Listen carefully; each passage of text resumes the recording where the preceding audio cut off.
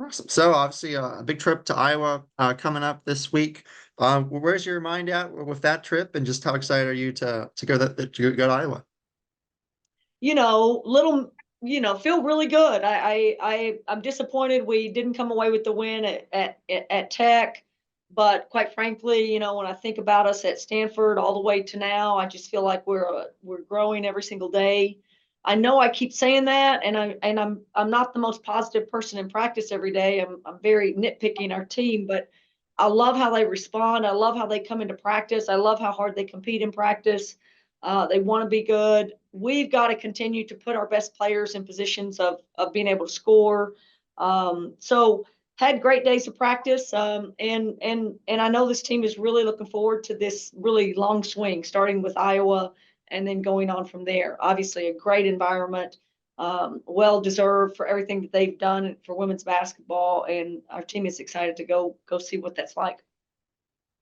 Obviously, the Texas Tech game very very close. But what are you looking for to kind of tip the scale and turn those close losses into wins? Well, just disappointed in how we handled the ball against in the fourth quarter. I think we had 9 turnovers. We had 19 for the game, and 9 of them came in the fourth quarter, and a lot of them were just self-imposed and lack of poise. And you know, we got sped up, and just again, you don't have ten turnovers for 3 quarters and then 9 and 1. So just disappointed in that, because that was what broke the camel's back there. That was it. So we just can't turn the ball over. We have to be better decision makers, and I think again, that's what we're talking about this week. We have to give ourselves a chance to win by taking care of the ball. And we're tweaking things and trying to figure out better ways to put our players in better position to score more points. Again, thought we got a lot of good looks against Tech, didn't make some of them. A lot of our kids are back in the gym working extra and getting some shots up. So um, still think our team is really built well, and have the ability to make threes. I think we're going to have to start doing that to win some of these games. Um, and then the other part of that is, just like you said, Sam, we're going to be in close ball games, and we need to embrace that, and we need to look forward to that, and we need to execute and out execute other people, and make sure that we're not the ones, not doing the things we need to do in the fourth quarter. So, we need to put ourselves in position to win every game, and if that means a close game, then we need to really lock in and make sure that we're playing our very best basketball in the fourth quarter. Your freshman class continues to make a difference. Particular Dayana, right? Number 13, making her encore debut that a couple games ago, and continuing to play. What have you seen from her and from your whole freshman class? Again, D is a work in progress. She can't practice, full on. So many of the things she needs to work on, a little bit of her footwork, and just being a little bit more solid in what we're trying to run, and good shot, bad shot, how to create better shots for other people. She could probably go get a basket or try every single time she touches it, but that's not always the best decision. Obviously, you saw that she's explosive and she's dynamic, and if we put her in good spots on the floor, I think she has a great ability to create a good scoring opportunity for us. So but it's been difficult because she hasn't practiced, and there's just so much that she's not on the same page a lot of times as everybody else on the floor. So we just got to keep getting her reps as much as we can, keeping her healthy, keeping her in a good spot. And then the other freshmen I love. I just think they show up and they play hard, and we've got to work through mistakes, but also just keep the standard really high and have great expectations on them to learn quickly and go in and impact the game. I think Marta's getting better, Shasha's getting better. Alice, you see, you put her in for 8 minutes and she scores 6 or 8 points. I mean, I like that about her. There's Beanie, our point guard Jean. I think she's has the ability to change up things. So again, I'm getting more confident every single day at just the bringing people off the bench and playing people off the bench. So just want our players to go in there and kind of swing for the fences and not be afraid of the moment. And again, I think as we grow in this season, you're going to see those guys just really calm down and slow down and make play after play after play, and that's what we're aiming at. Tara being the lone senior this year, with obviously Charlie Spell, an impactful senior class, no longer here. How have you seen her step up into that spotlight, and both in terms of play and leadership? We just have to stay on top of Tara's shooting. Sometimes you get going in the season, you don't get the extra shots in. Um, she's got to feel good about her 3-point shot. I think it's so good. It's so solid. When she gets extra shots up during the week, she feels really great about her shot. When she gets busy and can't do those, then I think then you see what happened at Tech. She lost a little bit of confidence. They start playing her really soft. She can't get to the rim. She can't get the shots she wants, and she played a little timid along with getting in foul trouble. Had to play a little timid. So just got to keep her confident and knowing that we believe in her outside shot. She's going to make a lot more threes and her percentage is going to go up, I assure you. And when that happens, then it just makes the rest of her game just explode. So love her leadership, love how she's, you know, trying to lead this group and get everybody on the same page and just had a meeting with her today and gives me great insight to the team and what we need to do. So really respect her and love what she's doing. We just have to make sure she gets, quality shot attempts because we need her scoring punch.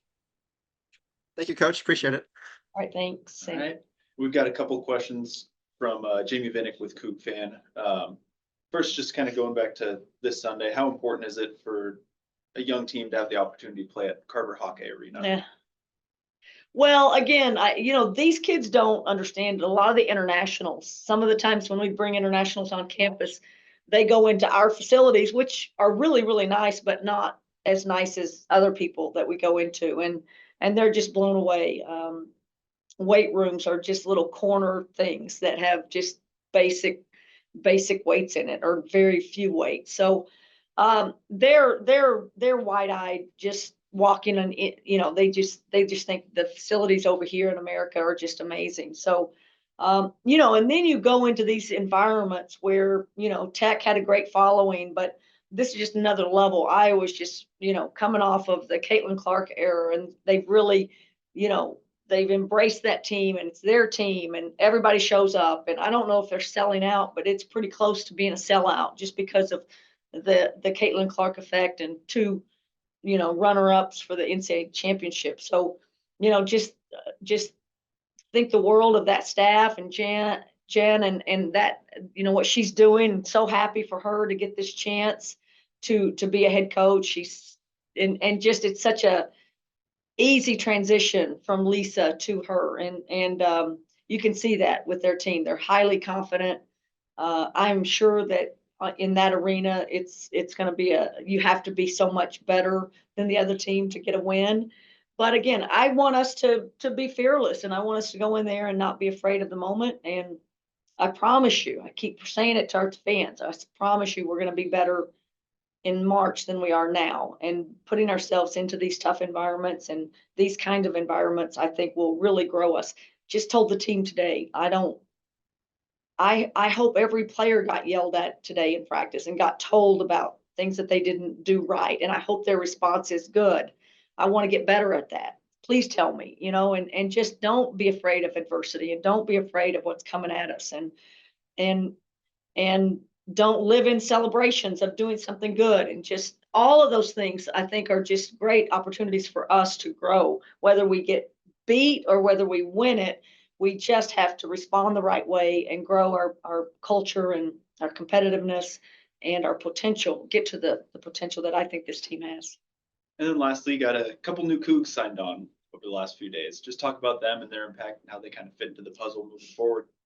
Yeah, well, obviously love Malia Rude. I mean, she's from a local kind of sorta, and she's just a Coug. I love the fact that she's a blue collar, tough. She's been on our campus so many times. She's been everywhere. She had a chance to see a lot of campuses. A lot of people recruited her. And then she just got sick of it, I think, about a few months ago and just said, I want to be a Coug. And so we've known this for a long time and just love who she is, love her family. What she'll bring to us. She can be a very different 5 player than Candace is or Alex is, a little bit more of a banger, a little bit bigger, a little bit stronger, can push people hopefully can score through people.